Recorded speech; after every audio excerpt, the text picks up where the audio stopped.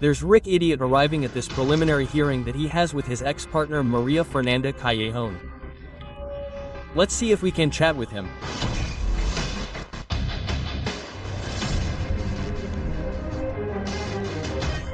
There's Maria Fernanda Callejón arriving at the courthouse with her lawyer. They have the preliminary hearing today. Hello, Fair, how are you? Well, today is a key day. What are your expectations? A lot. I waited 3 years. I waited 3 years. Well, today is a beginning, but I don't have much more to say.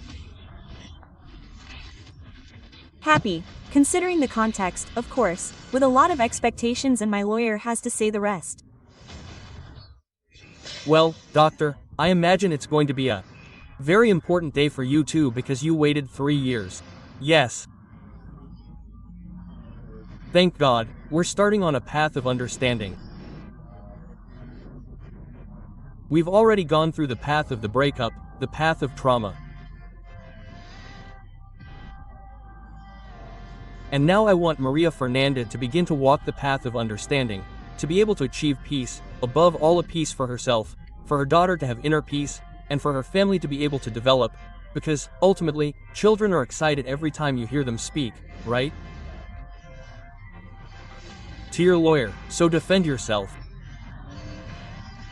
Yes, of course, because the support that lawyers provide in this difficult process is important for the victim. It is very important, very important. And above all, that the lawyer comes to understand that everything one does is for our daughter. For me, I am already broken. They have already broken me. For me, I am already broken. They have already broken me. So now, what feeling will you have when you meet Ricky again at another hearing? I have also learned to separate that. Well, in this way, Maria Fernanda Callejón enters this preliminary hearing with her lawyer, which will be a face-to-face meeting with Ricky Liotto.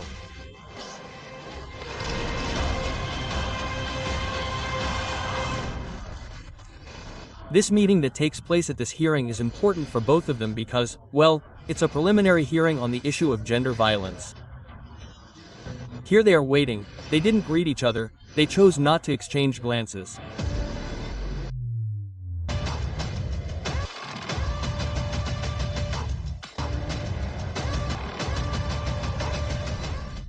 Well, there they are all entering the room.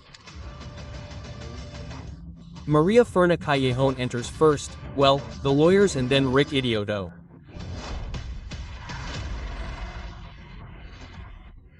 Maria Fernanda Callejón comes with her lawyer, she made a comment and is about to leave while Ricky waits with his lawyers in the hall. Well, Fair, is the hearing over? How did it feel? What can you tell us? It's not a nice feeling, guys, no, it's not a nice feeling to be here, but it seemed to me that the judge, above all, has a very human gaze and that we are all trying to go that way, right? Here's a mother who wants to protect her daughter, our daughter, who is our only daughter, and I can't say more than that. All good, all good. I see him at birthdays, I see him. I learned to separate that a while ago. Bye, guys. Bye.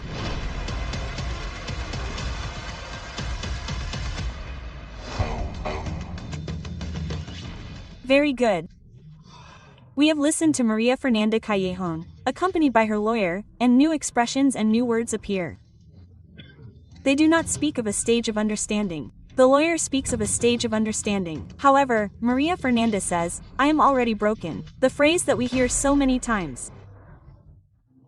And Julieta Prandi says, how shocking it is to me. It shocks me, it impacts me. Yes, no, she said broken and victim. Her lawyer downplayed it as if everything was better and she emphasized, we can fix things, she says. Now you can reach an agreement once you feel broken, a victim, that you have suffered violence. Money is worth more than all that. Something smells bad in Denmark, the saying goes. Yes, something smells bad. She seemed like a victim, because Fernanda says one thing, the lawyer is on a path of understanding. A victim does not understand the victimizer. In the middle, there is something that is precisely the processing of justice, and what is expected is a guilty verdict or an acquittal. What would happen, Merlo? Please be very brief. It seems to me that there was financial compensation. If there is a 3-year suspension, there could be financial compensation because if they go to trial, he could be detained, they could give him 4 or 5 years in prison. Right? What I wanted to know is precisely what are the possibilities that an agreement between the parties will be reached in this preliminary hearing, because what the lawyer says or what Maria Fernanda says, the judge has a very humane outlook. If there is a great humane outlook on a situation of gender violence, it is rare. It is rare. Here, there is a prosecutor who analyzed the evidence provided by one side, the evidence provided by the other, and there is a prosecutor who determined that Diotto is a person who is accused. Yeah, from Maria Fernanda's side, to me, that means that there is enough evidence to charge him. Okay, exactly. And to investigate a little more what has to do with Maria Fernanda's complaint. What I get from Maria Fernanda's environment is that, after everything that happened in court, Maria Fernanda immediately wants to prioritize her daughter's well-being, and, on the other hand, when she sees that her daughter's health and well-being are prioritized, she evaluates precisely what happens in these hearings. If that happens, prostituting the concept of gender violence. How many years have we been listening to Fernanda say, "I was violated, I went through terrible things." But the prosecutor didn't tell you that that didn't happen. It's a disgrace. He says that it didn't happen, guys. If not, the prosecutor wouldn't have taken this instance a second time, a financial settlement when there was physical violence. We have to see if they gave him the evidence for me. Callejón realized that the evidence wasn't enough and that he could lose in a trial. It's not one. They want to go to trial. They want to go to trial.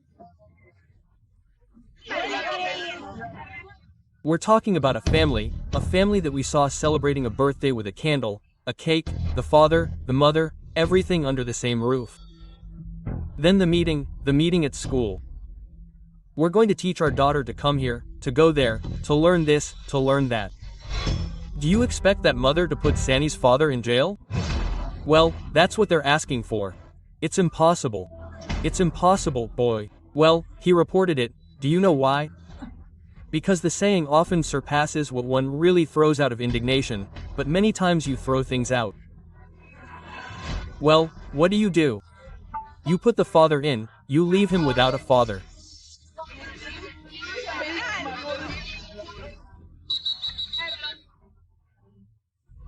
We're romanticizing violence here with these comments.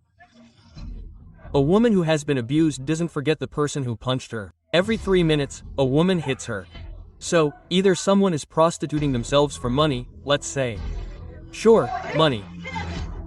The first one. Let's take it one by one. One by one, please. Go ahead. Let's go. You said it. You spoke to me very well. I mean, we're romanticizing violence, but the one who makes the statements is Maria Fernanda Callejón when she says, "I knew how to separate things." I mean, a physically abused woman with Maria Fernanda's character.